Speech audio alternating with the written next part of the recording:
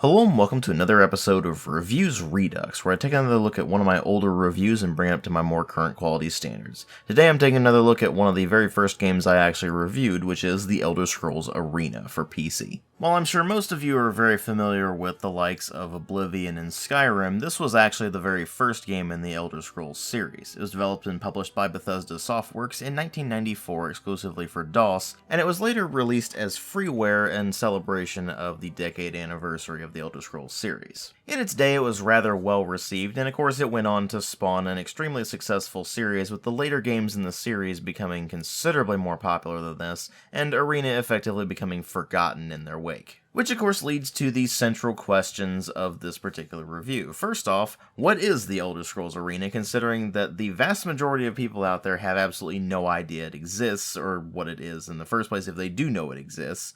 And second, how does it still hold up after all these years? Is it worth going back to and playing through if you are familiar with the later games in the series but want to give Arena a shot? Or is it something else entirely? Well, the first thing you have to understand before we answer that question is that Arena doesn't really play like any of the other Elder Scrolls games except for Daggerfall. And even Daggerfall is a wildly different game than this. So, let's go ahead and start delving into this thing and finding out what exactly we're dealing with here and how it holds up. Well, as far as presentation goes, this is certainly not much of a looker, even though it was fairly impressive from a technical standpoint in 1994. What you're dealing with here is a bunch of very low-resolution sprite work that just frankly looks terrible to a modern eye, or even if you're running it in a very small window in DOSBox, it still looks awful. And that's for a variety of reasons. One of the problems is that certain monsters look like they were badly converted 3D models to 2D sprites, and they just look absolutely terrible. Others just were not particularly good sprites to begin with,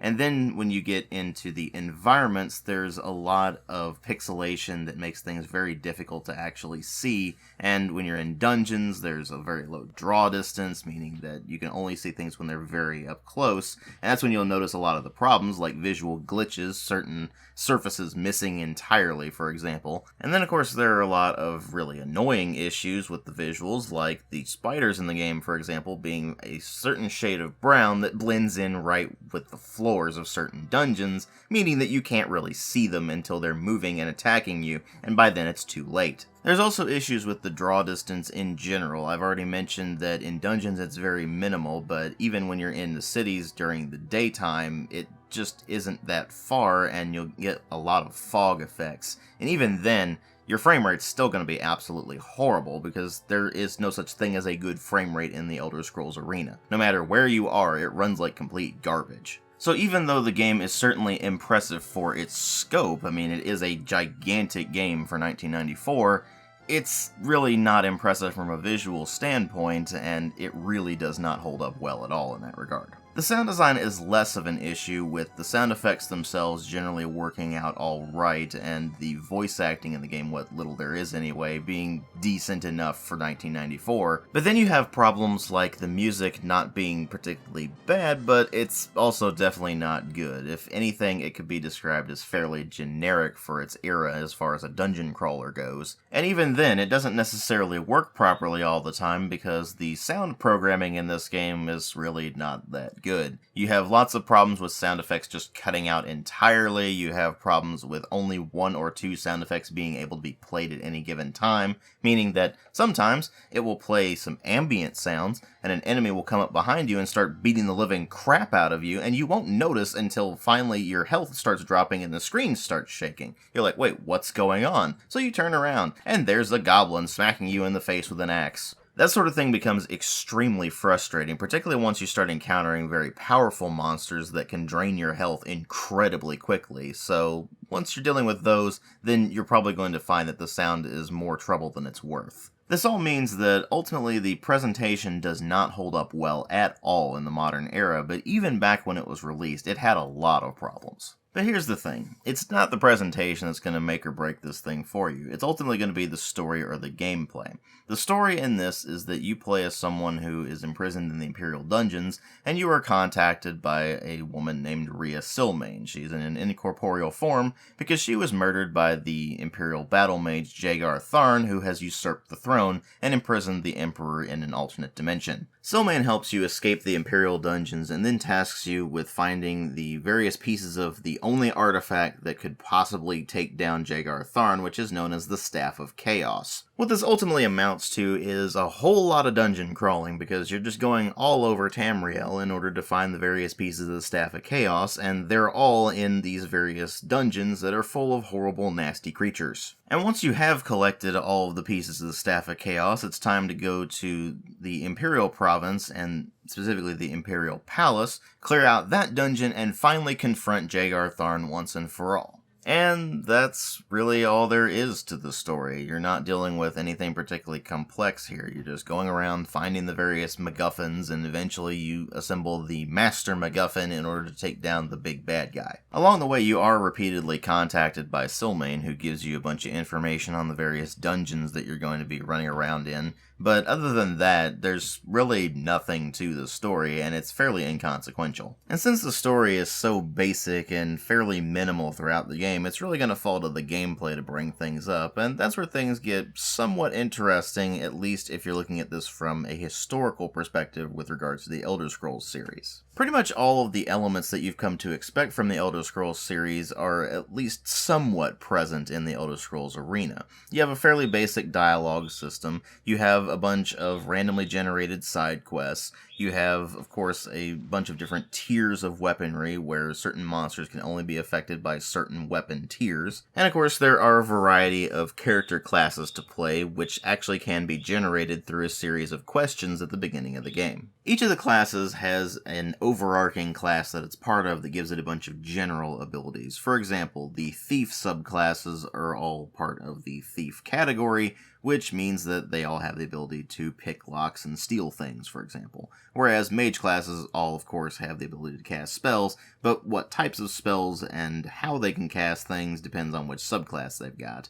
And of course, if you're going for a combat-heavy class, then that all falls under the purview of the warrior category. Now, those of you who are used to the more recent games in the series will probably remark to yourselves about the lack of the custom class option. Well, that's something that was introduced in Daggerfall. Arena didn't really have any sort of way to do a custom class because there weren't skills, there were only stats, and there were only various bonuses that would be applied to each of the classes. For example, the Knight can automatically repair items in their inventory, and they're also immune to paralysis effects, which is extremely useful. Meanwhile, the Barbarian is immune to poison, and they also have the most hit points out of any of the warrior classes, at least to start with, so that also is extremely useful. So Arena has a wildly different way of handling classes than the later games in the series, but what about the rest of the mechanics that you may be looking for? Well, if you're used to the way that later Elder Scrolls games handle skill and level progression, where you just continually use your abilities and you'll gradually level up in them, that's obviously not a thing here, because skills aren't a thing in Arena.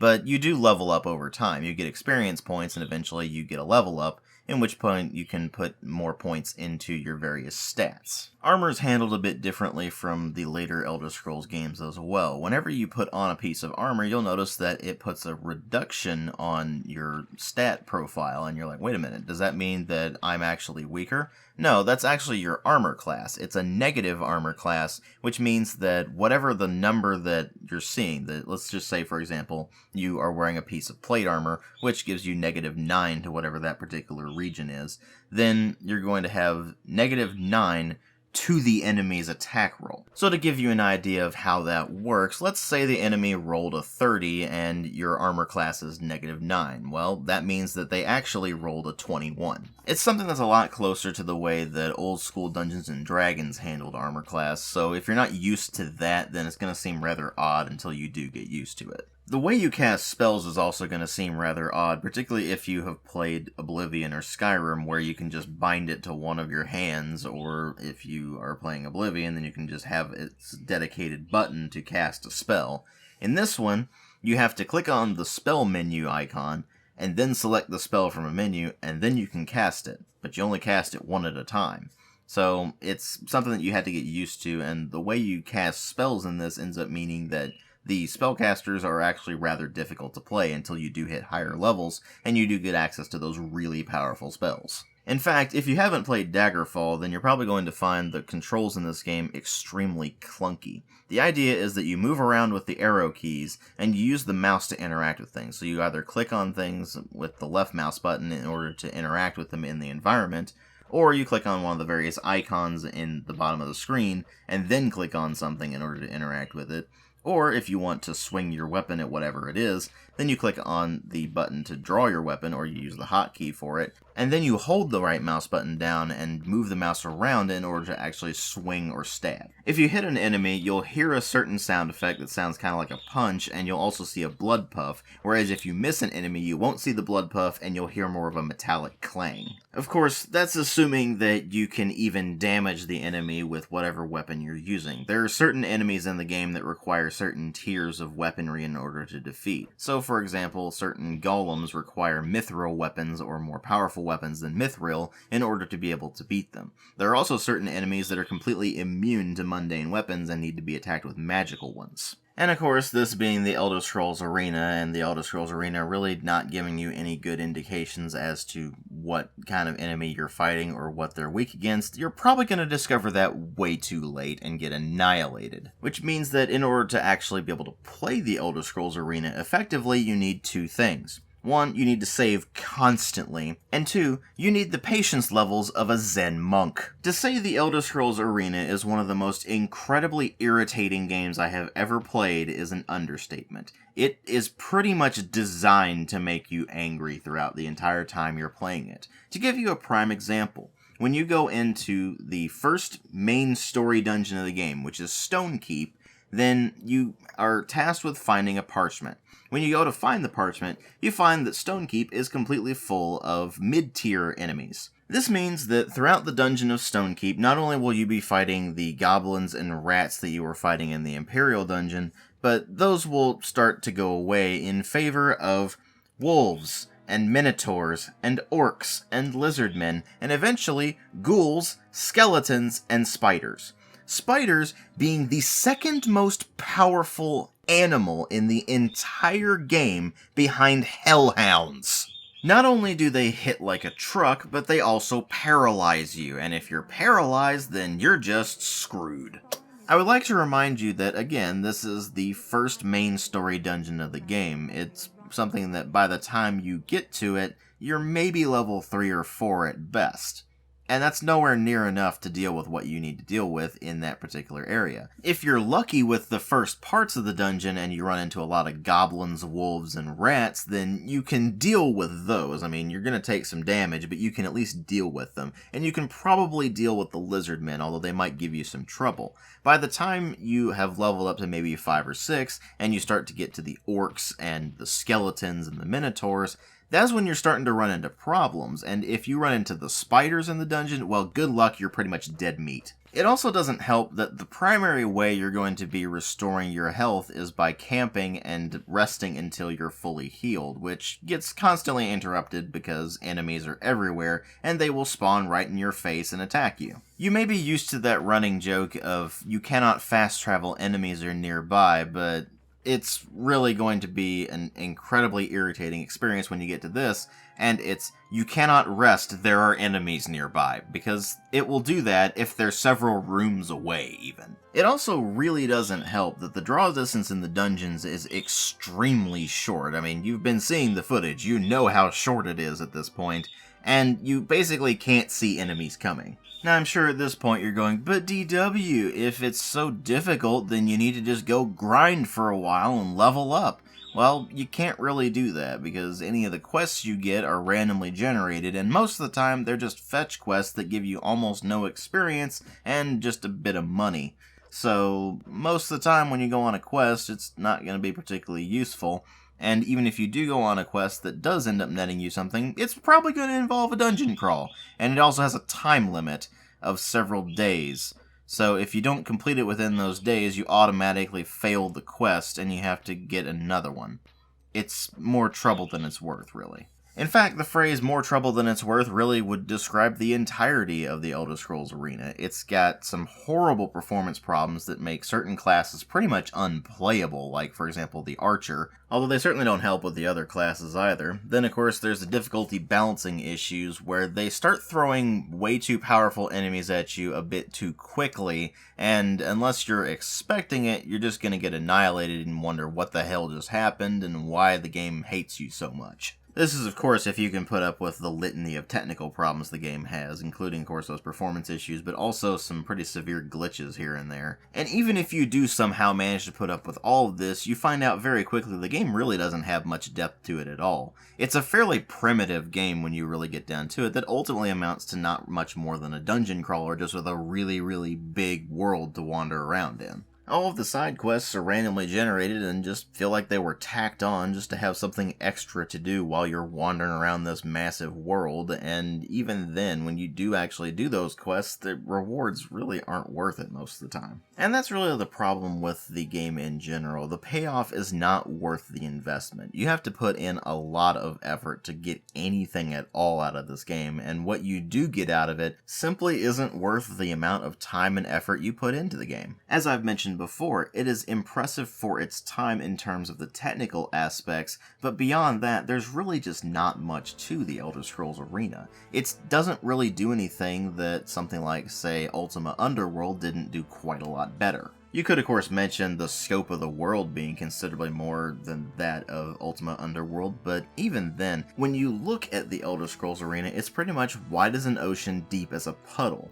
And when you compare that to Ultima Underworld, where it is considerably detailed in that one dungeon that it does encompass, it's not even really a contest. Ultima Underworld kicks the living crap out of it. This ultimately means that even for its day, the Elder Scrolls Arena was just not very good, and when you take into account the ridiculous amount of technical problems the game had on launch, it really wasn't even worth playing back then. But it did gain enough of a following to create a sequel, and that's where the story really picks up as far as Elder Scrolls is concerned.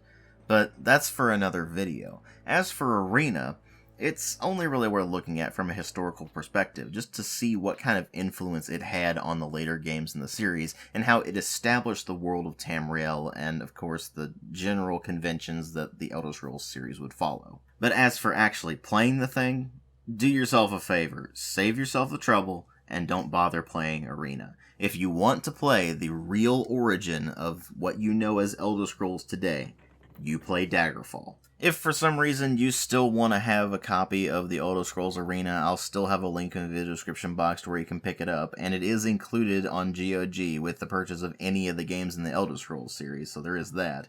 But again, I really don't recommend playing it yourself. Thanks for watching.